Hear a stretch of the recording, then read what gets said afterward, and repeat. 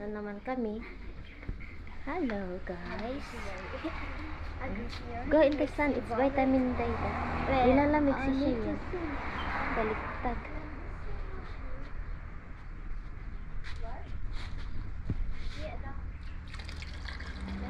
It's dirty though.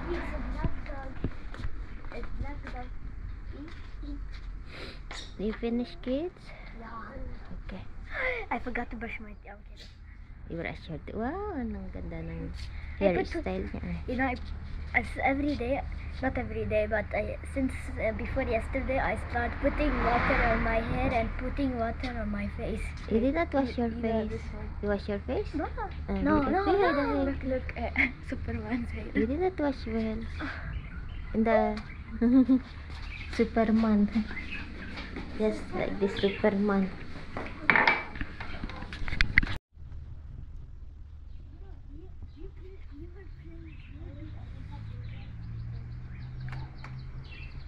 Ang ganda ng ano to guys, tanim ko.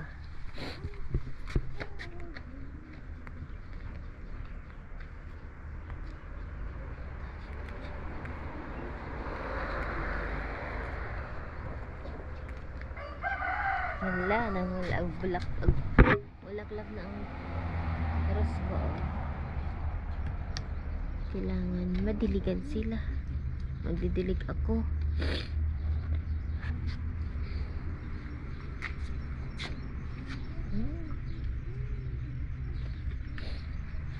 Be careful the road.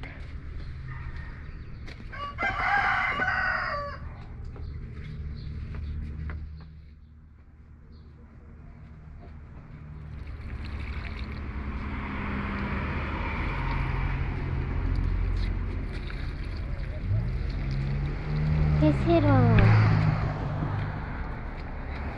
Bye-bye, Mami. Bye-bye, love ko. Love ko, pero dabag mo. What? What did you see?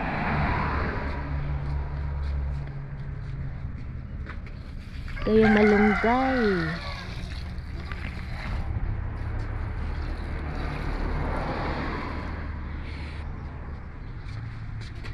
Sugar. Yala, hisi.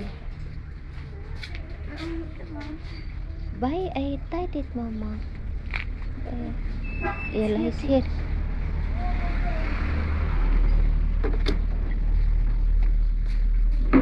Lagi ikaw nahuhuli, bunso. Take care, okay, my love? Okay. Hey, that baby got it. Bonjour. Bonjour.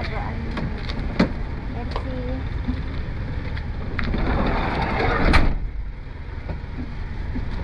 Hi, kids. Give it to him.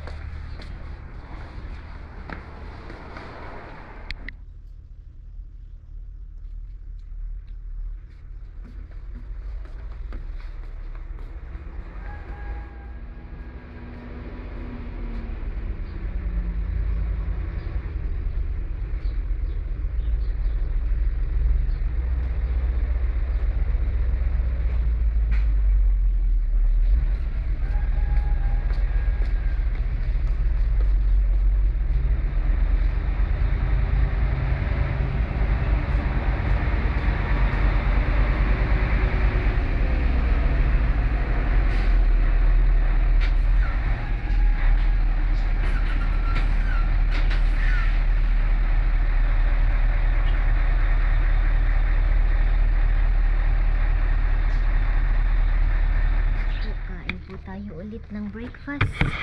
Thank you Lord sa masarap na pagkain. May makain po tayo. Breakfast po. Pagod ako. Time check dito sa Lebanon. 8 o'clock. Mag 8 o'clock. 8:56.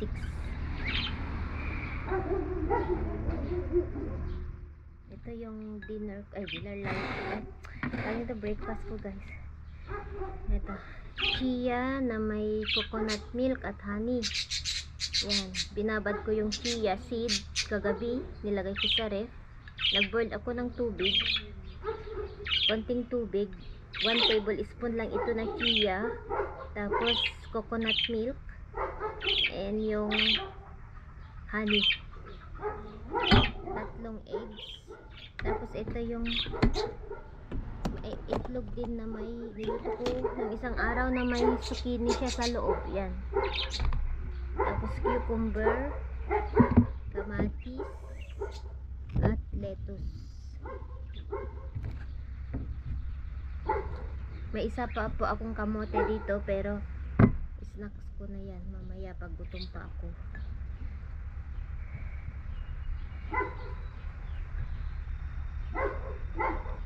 Pag healthy living tayo, healthy lifestyle.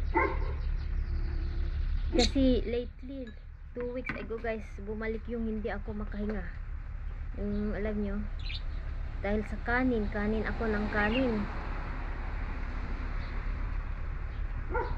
Hindi naman daw masama kumain ng kanin, basta 1 cup lang. Ako kasi maubos ko yung isang maubos namin ni Cheyenne, kaya buti si Cheyenne okay pa yan nakakain ng kanin kasi bata pa siya, kailangan niya. Ako talaga as in guys, matakaw ako sa kanin, kaya iniiwasan ko ang kanin, ang rice ngayon. Panaka rice ko yung lettuce, yun ang ano ko guys. Tapos konting lakad-lakad, medyo gumaan yung pakiramdam ko. Almost 2 weeks na akong ganito lifestyle, yung may breakfast na healthy breakfast ba, kasi dati uminom na pala ako ng warm water, 2 cups before ako kakain, 30 minutes nag-wait ako. Tapos dati kasi uminom lang ako ng tubig na maligamgam, tapos magkape na ako diretso, hindi ako nag-breakfast, minsan lang. Ngayon gusto ko ba yung healthy lifestyle, hindi naman sa pag magpaseksi ako, hindi. Yung healthy lifestyle ba, kasi para sa mga anak ko ba, para sa akin syempre. At ramdaman ko yung hindi na ako nang hihingal, kasi diba napapansin nyo ba guys, pag nagbibideo ako, naririnig nyo yung hingal ko, no? Kahit hindi kasi ako makahinga. Yung alam nyo, pagod na pagod ako, yung katawan ko. Yan, ito na yung chia natin. Tinutunaw ko lang yung yung honey. Kain na po tayo. Thank you Lord. Ito ang panaka-rice. Kailangan natin ng protein. Everyday yan na may itlog ako. Hindi masama ang itlog, lalo sa mga bata. Kapag high cholesterol ka naman, tanggalin nyo lang yung yellow, yung white ang protein, high in protein.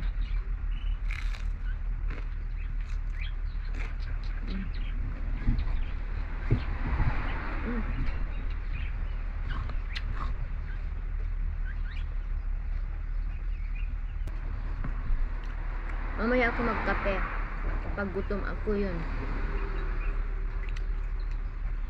magkakape ako.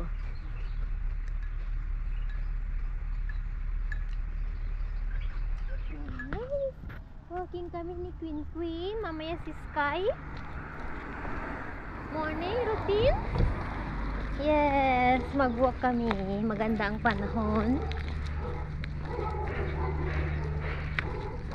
Kami lang. Sabi ko kay Mr. maglakad ako. Sige, sabi niya. Nakalinis naman na ako. Lakad natin sila. Morning routine. Usually si Mr. ang maglalakad. Kapag off niya, nandito si Mr. Siya ang naglalakad sa mga aso. Pero gusto ko maglakad ba? Kasi maganda ang panahon. Ayan, nagpipila siya. Parang lalaki. Ganyan magpipi.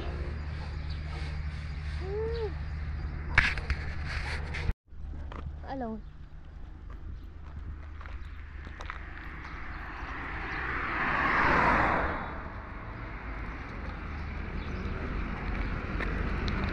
Alam niya talaga kung saan siya mag-walk. Ikot lang kami. Yan. Ah! Yala, bilis mama. Yala, bebe.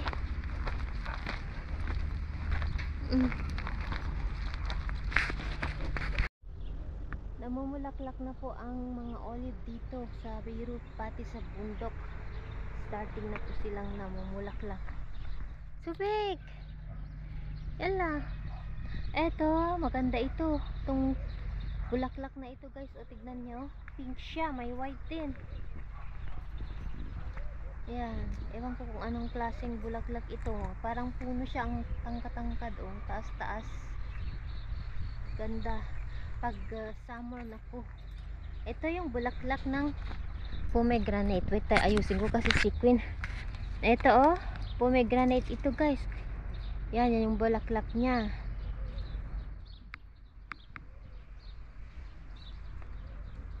Ito yung white. White na ano, yung isa na parang ito o yung pink. Dalawang klase ang kulay. Ang ganda pag ano, punong-puno yan.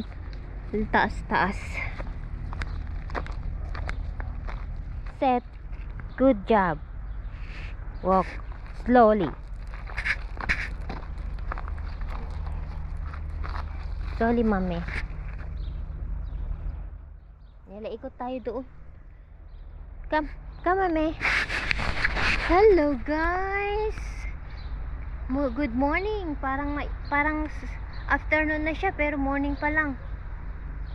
Time check dito sa Lebanon, 10 o'clock.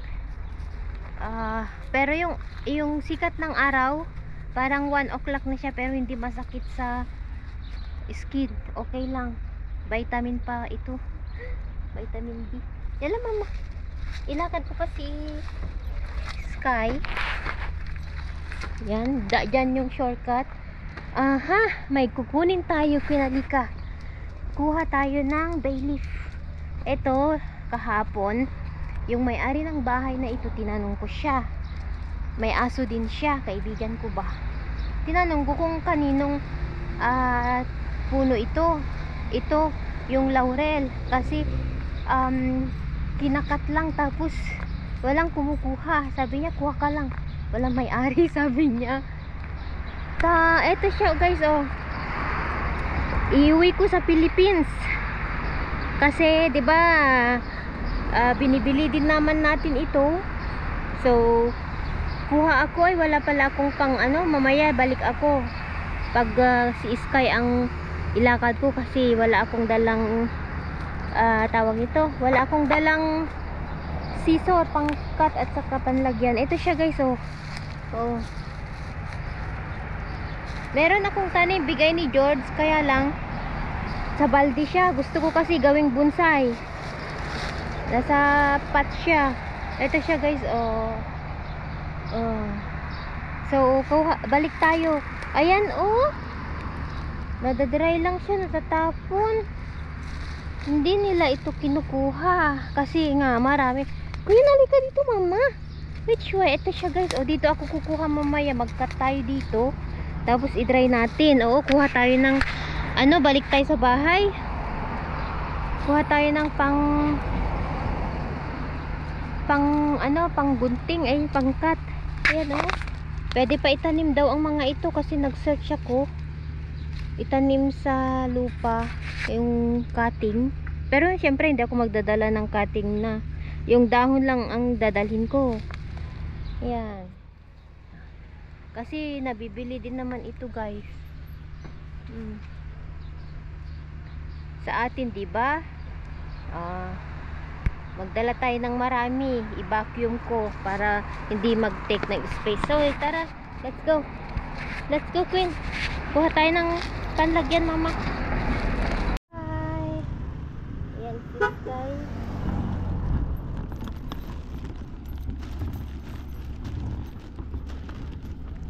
Ayan na, may plastic na ako, guys. Hehehe. Andito na kami ni Sky. Yeah, Sky ka, mami. Mas maano ito. Sky, mas maano siya sa mag-sniff. Dito tayo, mama, dito tayo. Kuha tayo ng ano, bay leaf. Dito oh. Ayan. Stay ka lang dito ha. Wait mo si mami. Ito ilagay natin si Sky dito. Oh, dito ka lang ah. Saan ko kayo ilalagay si Sky? Oh, dyan ka muna Sky ha. Busy si mama ah. Set. Bari tayo. Kuha tayo ng ano. Hello guys. Andito ako sa puno ng bay leaf. Yung laurel. So, eto. Walang may-ari. Tinanong ko yung bahay dyan oh. Sabi niya kuha lang daw ako. Kaibigan ko din siya. May aso din siya. So, kuha tayo dito. Dito tayo. Manguha ng bay leaf. Iuwi natin sa Pilipinas. Okay.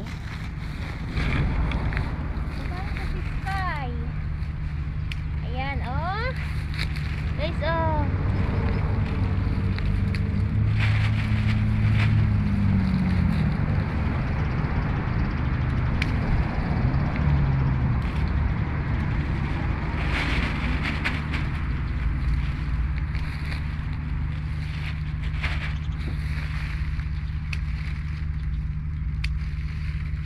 Baby pa na ano ito, oh, mga umusbong na dahon niya. Diba? Hindi naman ito pupuntang mga aso mag-ihi sa puno niya. So, okay lang yan. Malinis po ito. Ilagay natin ang ating camera dito.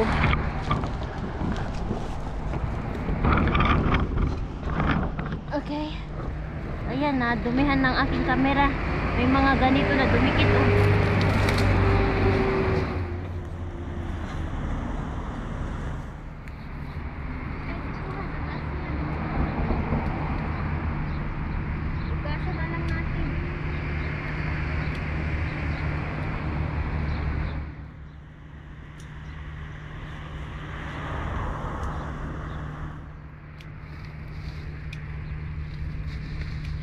Lagay natin sa Philippines.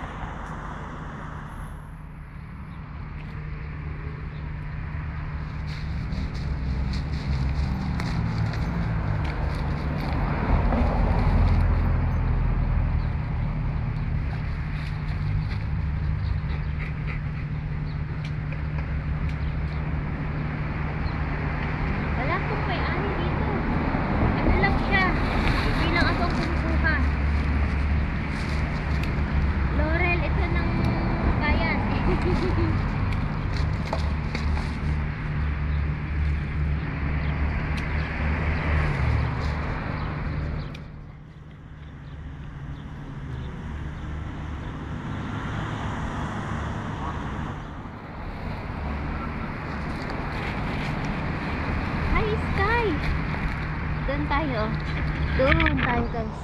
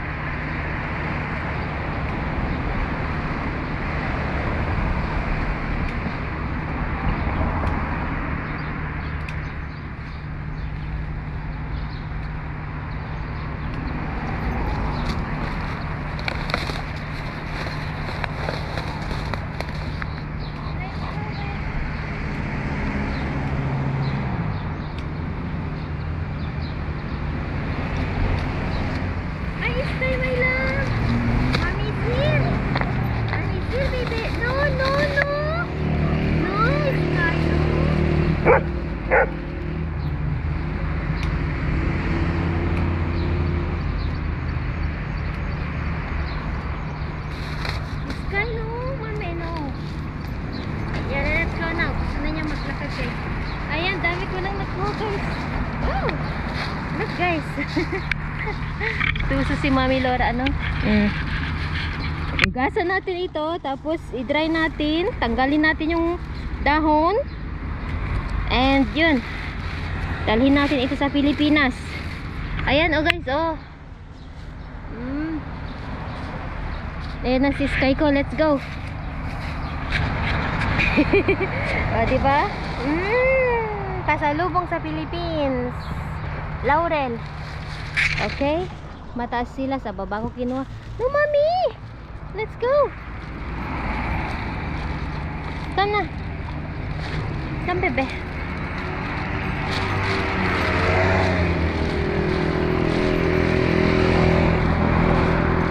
Alang, dami! Dami guys, oh. Laurel. Oh. Diba? Magkano ba ang laurel doon sa Pilipinas? Ipamigay ko din ito. Sa mga kamag-anak ko ba? Kasi nabibili din naman ito sa atin. Pira-piraso ata, 5 pesos atang isa, no? Or 3 piraso yung laurel sa atin.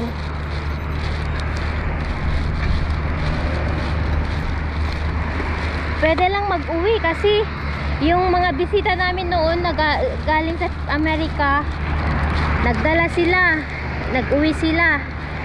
Yung dalawa natin tita noon, nagdala sila guys. Ilagay ko sa ano, ziploc bag. Tapos yung uncle daw ni George na nasa Canada, pag umuwi daw siya dito sa Lebanon, ang dami daw niyang galang ganito, yung laurel.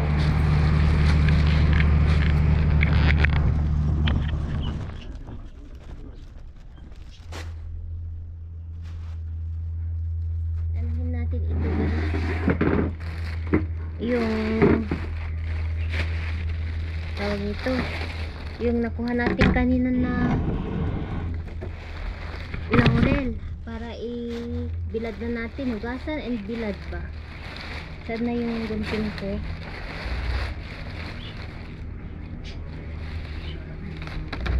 Ito, oh. Hugasan natin mamaya, himayin muna natin, tanggalin natin lahat, kunin natin yung kahoy niya, pwedeng itanim ito, yung tangkay niya.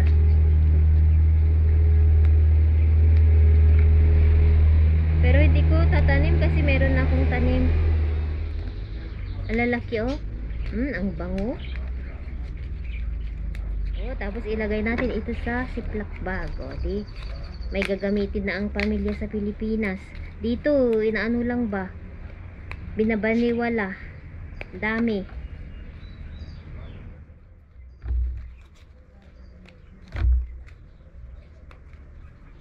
Mahal din ata ito naman sa Pilipinas. Bigyan natin ang ating mga kamag-anak na ganito. Adi, makamainos sila sa laurel. Adi ba guys? Kapag kulang, kukuha pa ako doon. Last time binigyan ako ni George, ni brother George.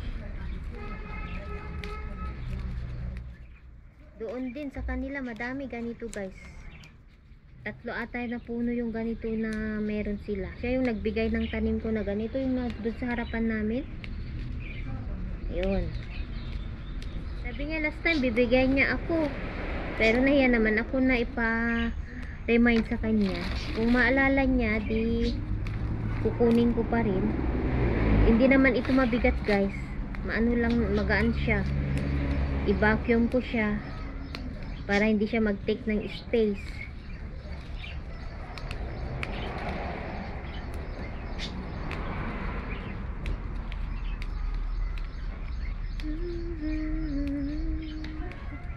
Bango siya.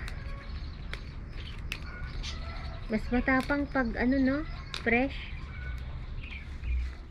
Konti lang ito pag matapos siya. Wala pang gaan guys, oh. Siguro mga wala pang 1 kilo ito pag ma-dry na siya. Masarap.